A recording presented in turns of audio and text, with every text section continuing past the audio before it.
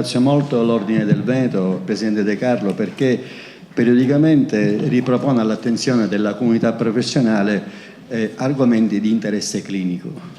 La nostra professione, voi sapete, si è evoluta ormai e affronta ambiti diversi rispetto a 10, 20, 30 anni fa. Oggi la parola chiave è benessere e qualità della vita, cioè tutti quegli aspetti che sono promozionali e che richiedono nuove strategie di intervento. Però la parte clinica è quella che caratterizza un po' il nocciolo duro della professione. Ricordo lo scorso anno intervento in questo luogo sulla diciamo, la riforma del sistema sanitario e quella fatta 2 anni fa sulla depressione postpartum, quindi sono attenzioni che l'Ordine del Veneto dà. Io 2 brevi riflessioni le voglio fare. La nostra comunità professionale è grande, 100.000 psicologi in Italia. Dirvi se siamo tanti o se siamo pochi non lo possiamo fare se non c'è un parametro oggettivo in riferimento al quale misurare il numero. Non siamo parametrati come altre professioni, nel senso che gli obiettivi professionali ormai si stanno differenziando in tanti rivoli che di per sé sono importanti. Voi sapete che è in discussione alla Camera la riforma delle professioni sanitarie che è già transitata al Senato. È un momento importante per tutto il sistema Paese, perché si dà intanto risalto al fatto che l'individuo è al centro dell'attenzione di tutto il Paese.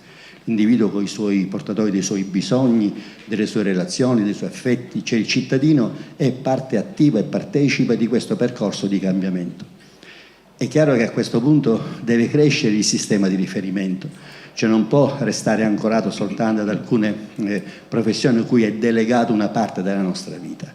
Quindi questa riforma sostanzialmente nobilita, rende forti tutti coloro che nel sistema salute intervengono a migliorare la qualità della vita del cittadino.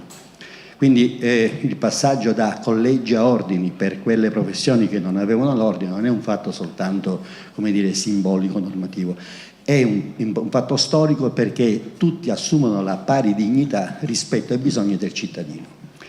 Quindi è una società che si sta trasformando, le nuove tecnologie hanno radicalmente stravolto la nostra vita di ogni giorno. Diceva un mio amico, una mia amica, ma ormai per andare dal chirurgo io mica vado dal primo che capita, io tramite internet accedo alle competenze del chirurgo, vedo gli esiti che ha, dopodiché lo scelgo, cioè la scelta del professionista ormai è in funzione delle capacità che io ho di avere informazioni tramite internet. Quindi il professionista ormai è esposto ogni giorno a questo percorso valutativo. È una crescita sicuramente da parte del sistema in generale, ma chiaramente capite bene che richiede anche un percorso qualitativo da parte delle professioni.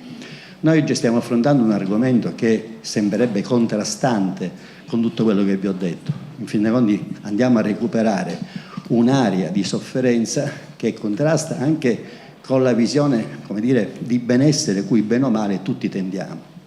Probabilmente, non voglio darne una lettura professionale, probabilmente è l'unico modo che si ha per contrastare questa visione tecnologica a cui stiamo andando avanti, però sicuramente il disturbo alimentare, l'anoressia in modo particolare, è un indicatore di allarme sociale che dobbiamo affrontare con grande professionalità. E io devo dare un segnale forte agli operatori che sono coinvolti in questo percorso, perché vedete è facile, tra virgolette, affrontare le patologie o le sofferenze che hanno caratterizzato il nostro passato, cioè perché nella nostra cultura professionale vi è tutta una serie di percorsi clinici. È molto difficile invece affrontare tutto ciò che è nuovo e indubbiamente l'entità e la qualità di questa problematica oggi non è quella che c'era ieri, quindi un grande merito agli operatori che l'affrontano e a quelle strutture che sono preposte, perché ci vuole chiaramente una grande competenza, una grande, come dire, coraggio di mettersi in discussione, perché l'operatore deve avviare un percorso di trasformazione personale affinché l'altra persona si trasformi. C'è tutto un sistema terapeutico e questo devo dare merito, diciamo, alle strutture, agli operatori. Certamente non possiamo però eccessivamente, consentitemi, come dire, spingere il paziente verso l'atto di delega. L'atto di delega è l'atto che delega qualcosa di esterno alla soluzione dei miei problemi. Come dicevo, il cittadino è portatore dei suoi interessi, è attore principale, e oggi ci siamo accorti che se il cittadino, se l'utente, se noi stessi siamo ben convinti del percorso terapeutico che facciamo, siamo sicuri che in tempi brevi arriveremo a delle conclusioni con una, come dire, anche riduzione delle spese di riferimento. Io vi ringrazio, vi auguro un buon proseguimento, porterò chiaramente questa esperienza al Consiglio nazionale, perché sono, come dire, momenti di verifica importante. Ringrazio ancora il Presidente De Carlo, buon lavoro.